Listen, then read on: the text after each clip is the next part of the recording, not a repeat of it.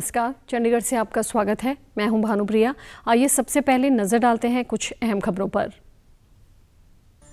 प्रधानमंत्री ने कहा कि सरकार का ध्यान छोटे शहरों को आत्मनिर्भर भारत की धुरी बनाने पर है।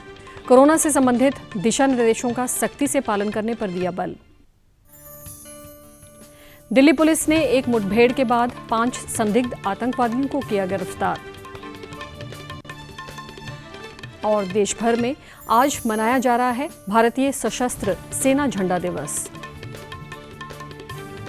अब समाचार विस्तार से। प्रधानमंत्री नरेंद्र मोदी ने कहा है कि सरकार देश के छोटे शहरों को आत्मनिर्भर बनाने की ओर कार्य कर रही है और आगरा की मेट्रो परियोजना इसी ओर एक कदम है।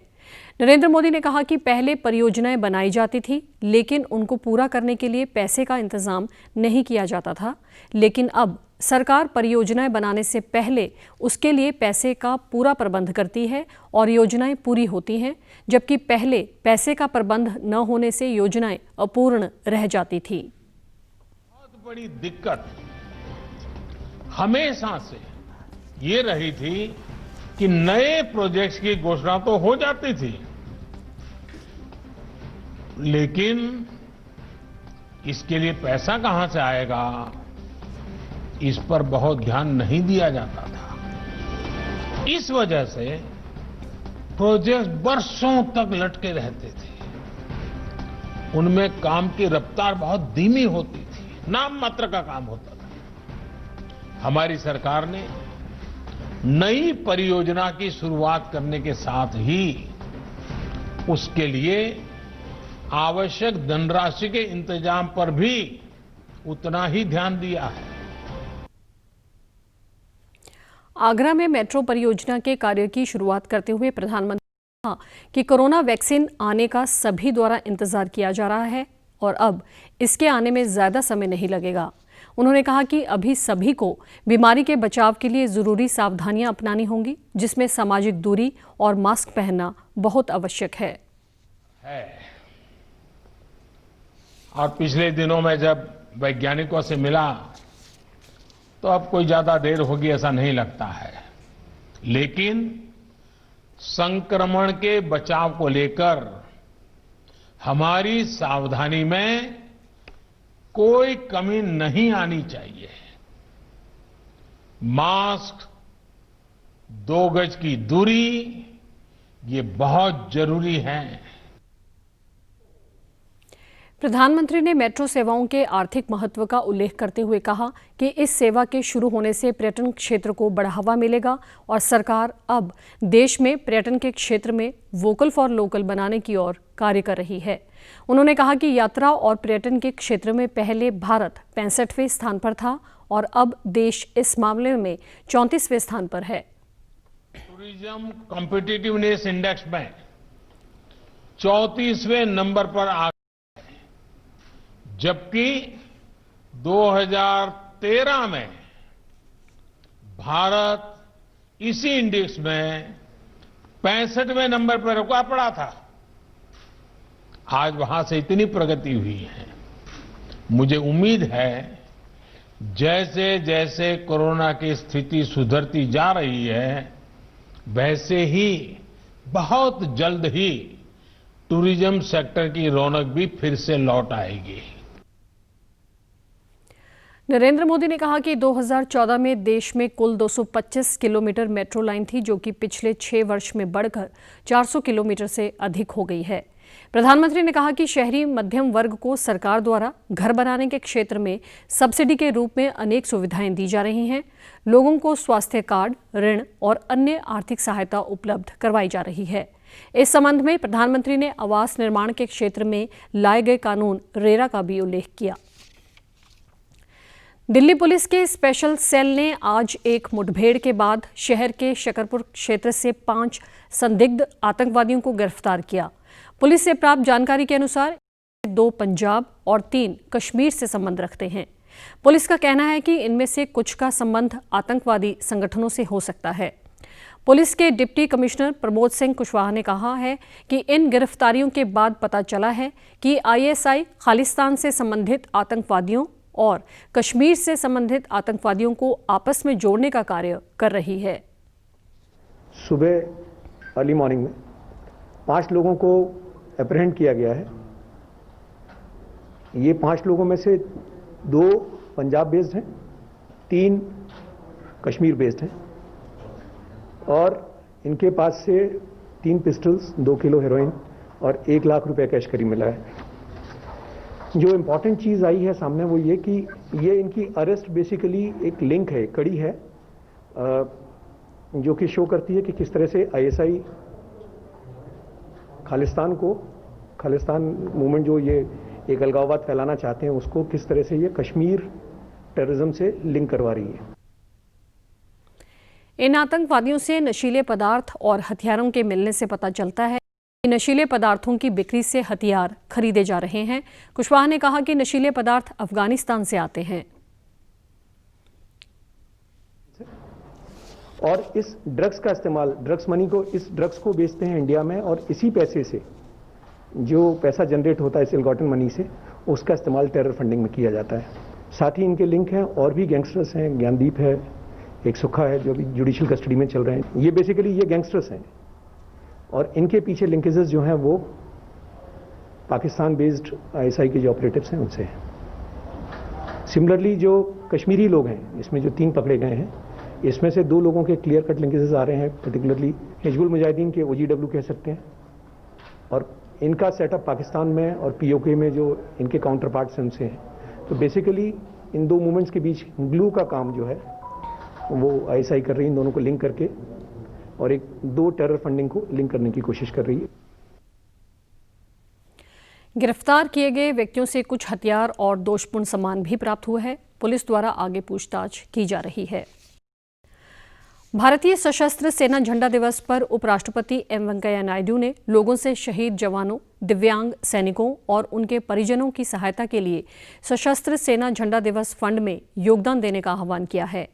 एक ट्वीट में श्री नायडू ने कहा कि हमारे जवान देश के रक्षक हैं और उन्होंने नागरिकों की रक्षा के लिए बलिदान दिए हैं।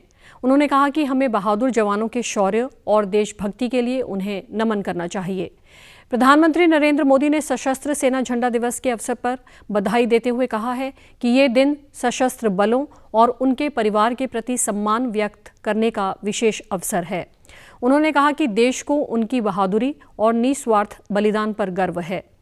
प्रधानमंत्री ने सभी लोगों से सशस्त्र सेना झंडा दिवस फंड में योगदान करने की अपील की। उन्होंने कहा कि इससे जवानों और उनके परिवार को मदद मिलेगी।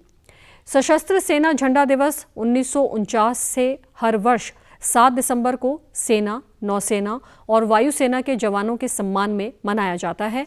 लोग वेबसाइट KG.gov.in पर योगदान कर सकते हैं।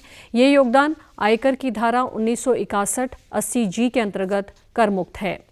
सूचना और प्रसारण मंत्री प्रकाश जावड़ेकर ने इस अवसर पर सशस्त्र जवानों और शहीदों के परिवार के कल्याण के लिए उदारतापूर्वक दान करने की अपील की है। पंजाब के राज्यपाल और चंडीगढ़ के प्रशासक VP सिंह बदनौर ने 72वें सशस्त्र सेना झंडा दिवस के अवसर पर चंडीगढ़ के युद्ध स्मारक पर सशस्त्र सेनाओं के वीर शहीदों को श्रद्धांजलि दी। उन्होंने स्मारक पर शहीदों की याद में फूलमाला अर्पित की और भारतीय सेना के वीरों के साहस की प्रशंसा की। हरियाणा राजभवन में इस अवसर पर एक समारोह का आयोजन किया गया। सैनिक एवं अर्धसैनिक कल्याण विभाग के अधिकारियों ने राज्यपाल की सचिव डॉक्टर G अनुपमा व राज्यपाल के ADC major Jasdeep Singh SM को झंडा स्टिकर भेंट किया। इस अवसर पर डॉक्टर अनुपमा ने कहा कि आज मातृभूमि के लिए अपने प्राणों की आहुति देने वाले सशस्त्र सेनाओं के शूरवीर सैनिकों को स्मरण करने का दिन है। Serum institute of India SII ने देश में ही तैयार की गई कोविड वैक्सीन कोविशील्ड की आपातकालीन मंजूरी का आवेदन किया है। SII के CEO अदार पूनावाला ने कहा है कि ये टीका बड़ी संख्या में लोगों की जान बचाएगा। इंस्टीट्यूट ने भारत के औषधि महानियंत्रक को भेजे गए अपने आवेदन में कहा है कि महामारी की मौजूदा स्थिति और लोगों की चिकित्सा संबंधी ज़रूरतों के मद्देनज़र आपात मंजूरी की ज़रूरत है। इससे पहले फाइजर कंपनी भी ऐसा ही आवेदन कर चुकी है। देश में पिछले 24 घंटों में कोविड-19 के करीब 33,000 नए मामले सामने आए हैं। इसके साथ ही भारत में कुल संक्रमितों की संख्या 96,77,000 से अधिक हो गई है। स्वास्थ्य मंत्रालय ने कहा है कि पिछले 24 घंटों के दौरान महामारी में 391 लोगों की मौत हुई है। देश में मृतकों की कुल संख्या 1,40,573 हो गई है। अभी देश में 3,96,700 से अधिक मामले हैं। कल 39,000 से अधिक लोग संक्रमण मुक्त हुए हैं। देश में अब तक करीब 92 लाख लोग स्वस्थ हो चुके हैं। स्वस्थ होने की दर 94.37% हो गई है। भारतीय आयुर्विज्ञान अनुसंधान परिषद ने कहा है कि अब तक कोविड के करीब 14 करोड़ 78 लाख नमूनों की जांच की जा चुकी है। कल 8 लाख से अधिक नमूनों की जांच की गई। स्वास्थ्य मंत्रालय ने कहा है कि देश में 140 दिनों के बाद संक्रमित रोगियों की संख्या 4 लाख से नीचे आ गई है। एक ट्वीट में मंत्रालय ने कहा कि पिछले 7 दिन से देश में 10 लाख की आबादी पर 186 मामले सामने आने की पुष्टि हुई है, जबकि ये आंकड़ा वैश्विक स्तर पर 504 है। पंजाब के मुख्यमंत्री कैप्टन अमरिंदर सिंह ने प्रधानमंत्री नरेंद्र मोदी को पत्र लिखकर मांग की है कि पंजाब में कोविड-19 से उच्च मृत्यु दर के मद्देनजर राज्य को कोरोना वायरस की वैक्सीन प्राथमिकता के आधार पर दी जाए। अपने पत्र में मुख्यमंत्री ने कहा कि कोविड मामलों की कम संख्या के बावजूद पंजाब में मृत्यु दर अधिक है, जिसका कारण अधिकतर आबादी की बढ़ती उम्र और दूसरी बीमारियां हैं। कैप्टन अमरिंदर सिंह ने स्थिति स्पष्ट करने की मांग की है कि क्या कोविड-19 की दवाई का सारा खर्च भारत सरकार द्वारा किया जाएगा। उन्होंने कहा कि ऐसे मापदंडों के प्रति भी स्थिति स्पष्ट होनी चाहिए, जिन पर आधारित ऐसे प्राथमिकता समूहों की पहचान की जाएगी, जिनको पड़ाववार वैक्सीन उपलब्ध करवाई जाएगी। कोविड-19 के कारण लॉकडाउन के बाद रेहड़ी पटरी वालों को अपना काम फिर से शुरू करने के लिए केंद्र सरकार ने प्रधानमंत्री स्वनिधि योजना की शुरुआत की है। इस योजना के अंतर्गत सड़क किनारे काम करने वाले लोगों को 10,000 रुपये का ऋण आसान शर्तों पर मुहैया करवाया जाता है। इस योजना के अंतर्गत 2022 तक सरकार ने 50 लाख से अधिक रेहड़ी पटरी वालों को ऋण उपलब्ध करवाने का लक्ष्य रखा है। चंडीगढ़ में भी इस योजना के तहत ऋण प्राप्त करके बहुत से लोगों ने अपना काम शुरू किया है। फल बेचने का कार्य करने वाले विजय कुमार ने डीडी न्यूज़ चंडीगढ़ को स्वनिधि योजना के तहत ऋण प्राप्त करके सफलता हासिल करने की कहानी बताई। लोन मिला हुआ, लोन हमने लिया है, लोन लेके अपना हम दोबारा काम शुरू किए हैं। सरकार ने जो किया बहुत अच्छा किया है।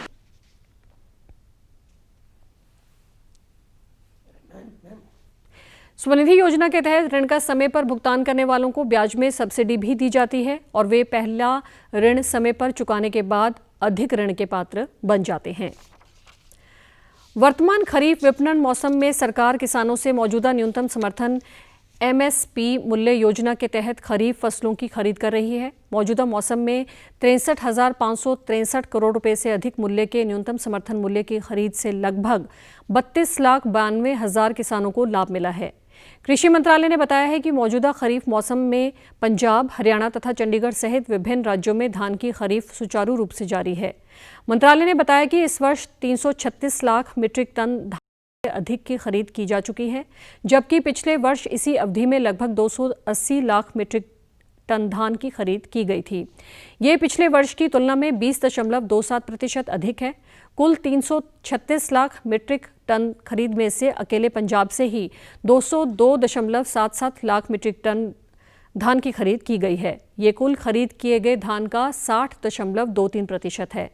मंत्रालय ने बताया कि मूल्य समर्थन योजना के तहत हरियाणा समेत विभिन्न राज्यों के लिए खरीफ विपणन मौसम में 45,24,000 मीट्रिक टन दलहन और तिलहन की खरीद को मंजूरी दी गई है। और अब खबरें फटाफट। किसान आंदोलन के कारण चल रहे गतिरोध को समाप्त करने के लिए 9 दिसंबर को केंद्र सरकार और किसानों के बीच होगी बातचीत। पंजाब राज्य कानूनी सेवाएं अथॉरिटी द्वारा 12 दिसंबर को पंजाब और हरियाणा हाईकोर्ट के कार्यकारी चेयरमैन और न्यायाधीश डॉक्टर जस्टिस S मुरलीधर की निगरानी में पहली बार लगाई जाएगी राष्ट्रीय ई-लोक अदालत।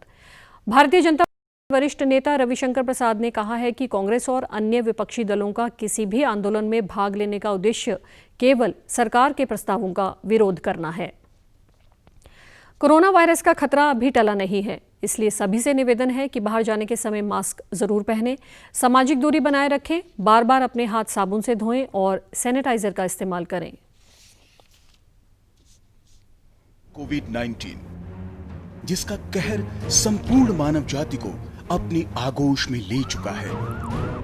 टीका या दवाई उपलब्ध होने तक महामारी के खिलाफ मानवता की जंग जारी है। ऐसे में सबसे जरूरी है सावधानी और बचाव।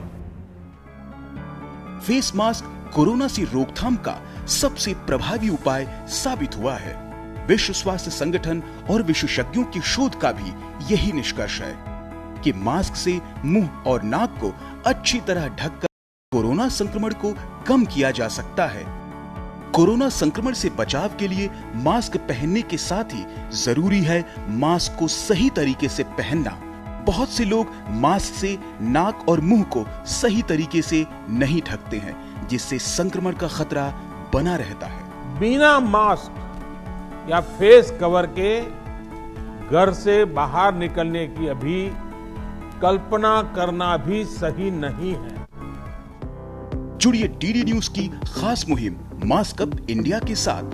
मास्क पहने और अपने मुंह और नाक को अच्छी तरह ढकें। अपने परिवार के सदस्यों और दोस्तों को मास्क पहनने के लिए कहें। Mask up India. Mask up India. DD news के माध्यम से सबको बताना है, कोरोना को हराना है, मास्क जरूर लगाना है। Mask up India. Mask up mask up India.